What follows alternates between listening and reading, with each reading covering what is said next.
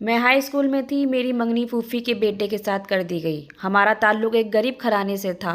अब्बू मस्जिद में इमाम थे। मेरी शक्ल बिल्कुल नॉर्मल थी। रंग भी बहुत गोरा नहीं था।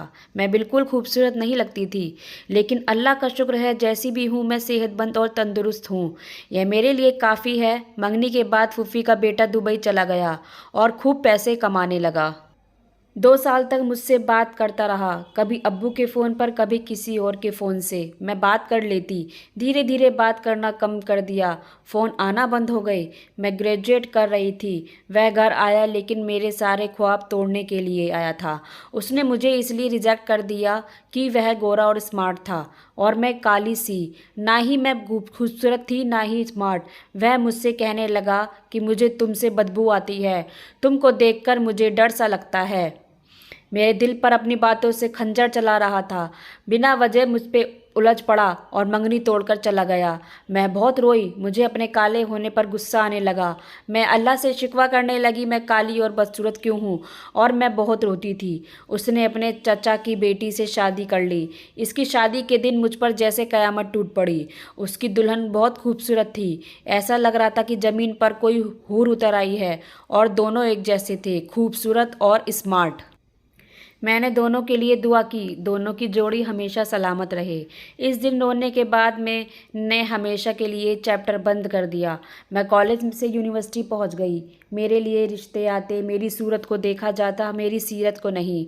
हर बार मैं रिजेक्ट हो जाती। अब ऐसा हो गया कि मुझे शादी के नाम से ही नफरत होने लगी। मैं हर वक्त अपनी पढ़ाई में गुम रहती। मेरी ज़िंदगी किताबों में डूब चुकी थी। पढ़ना पढ़ना और बस पढ़कर कुछ बनना। कज़िन की शादी को 1 साल गुजर गया था। हमारा आना जाना भी काफ़ी कम हो गया था। उसे देखे भी काफ़ी वक्त गुजर गया। हाँ, फिर एक दिन मेरे चचा यानी अपनी मामू के बेटे की शादी में आया था। साथ उसकी बीवी भी थी। दोनों बहुत खूबसूरत लग रहे थे। मैंने लाइट ग्रीन सूट पहना हुआ था। इसकी बीवी मेरे पास आई। मैंने मुस्कुराकर उसका वेलकम किया, शादी की मुबारकबाद दी। मेरे कज़िन ने बोला, देखो मेरी बीवी है ना, बिल्कुल परी जैसी।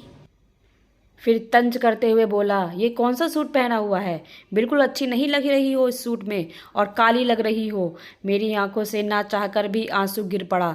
मैं खामोश हो गई। मेहंदी की थाल मेरे हाथ से गिर गई। मैं बहुत रोई। उसका सामना करने की मुझ में हिम्मत नहीं थी। उसका एक एक लफ्ज़ मुझे कांटों की तरह चुभ रहा था। मैं मास्टर कर रही थी। मैं दिन रात बहुत मेहनत करने लगी। मेरा रिश्ता ना होने की वजह से मेरे लिए कभी तलाकशुदा लड़के का रिश्ता आता, तो कभी 5 बच्चों के बाप का, तो कभी किसी माजूर का आता, तो कभी 60 साल के बूढ़े का रिश्ता आता। लेकिन मैंने हर रिश्ते से इनकार कर दिया। अब्बू चाहते थे कि मैं अपनी पढ़ाई पूरी करूं। अब्बू ने मेरा बहुत साथ दिया। अब्बू ने दुनिया के साथ साथ दीन का भी इल्म मुझे सिखाया था। मैं सारी रात जागकर पढ़ती तो अब्बू मेरे साथ पास बैठे रहते थे। जब तक मैं पढ़ाई करती थी तब तक अब्बू नहीं सोते थे। अब्बू मेरा दर्द समझते थे, मेरी हिम्मत और मेरा हौसला बना रहे। अब्बू मुझे पढ़ाना चाहते थे।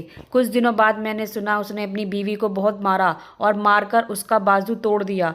मैंने वजह जानने की कोशिश की, ना कि मास्टर के साथ साथ मैं वकालत भी पढ़ने लगी। अब्बू चाहते थे कि मैं वकील बन जाऊं। भला अब्बू जान का कहा मैं कैसे ना पूरा करती। मैं वकील की पढ़ाई करने लगी। मेरे सामने एक और प्रॉब्लम आई। सारे रिश्तेदार और मोहल्ले वाले सब मिलकर बातें करने लगे। कोई मेरे किरदार पर सवाल उठाता, कोई कहता मैं बूढ़ी हो रही हूँ, किसी लंगड़े लूले के साथ इसे विदा कर दे। इन सब के बावजूद अब्बू मेरी ढाल बन रहे और मुझे पढ़ाते रहे। अब्बू बूढ़े हो गए थे। हम सिर्फ 2 बहनें थी, एक मुझसे छोटी, लेकिन उसकी शादी हो गई। जब मैंने वकालत का इम्तिहान पास कर लिया तो उस दिन अम्मी और अब्बू बहुत रोए। अम्मी ने पूरे मोहल्ले में मिठाई बांटी थी। किसी मोहल्लेदार और रिश्तेदार का मुंह सीधा ना था। अगर कोई खुश था तो वह सिर्फ मेरे अम्मी और अब्बू थे। अब्बू मेरा माथा चूमकर बोले, मेरी बच्ची, तूने मेरा सर फक्र से ऊंचा कर दिया है। उस दिन ताया और चाचा भी हमारे घर आए। उनका भी सीधा मुंह नहीं था। कहने लगे कि वकील ही बनी है, ना कोई सा जज बन गई है। अब इसकी शादी कर दो। वह अल्फाज मेरे दिल को छू गए थे। जज बनना कुछ साल की प्रैक्टिस के बाद अल्लाह का करम हुआ कि मैं जज बन गई। मेरे पास घर, गाड़ी, नौकर सब कुछ था। हमारे गरीबी के दिन ख़त्म हो गए। जज बनने के बाद मुझ पर एक राज खुला।